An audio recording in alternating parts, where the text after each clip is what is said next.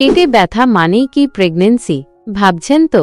চলুন জেনে নেওয়া যাক সহবাসের ঠিক কতদিন পর এই ব্যথা শুরু হতে পারে।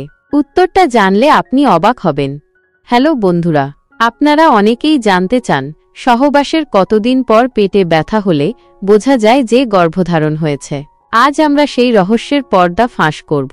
গর্ভধারণের একেবারে শুরুয়াতি পর্যায়ে অর্থাৎ নিষিক্ত ডিম্বাণু যখন জরায়ুতে স্থাপিত হতে শুরু করে তখন কিছু মহিলার হালকা পেটে ব্যথা অনুভব হতে পারে। এই ব্যথাকে ইমপ্লান্টেশন ক্র্যাম্পিং বলা হয়।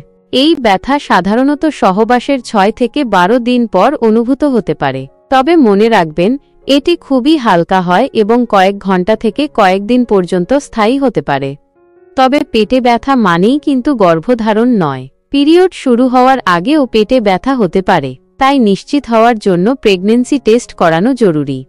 তাহলে বুঝলেন তো, হালকা পেটে ব্যথা হলেই ঘাবড়াবেন না, তবে অবহেলাও করবেন না। লাইক করুন, শেয়ার করুন, সাবস্ক্রাইব করুন আরও এমন টিপস পেতে।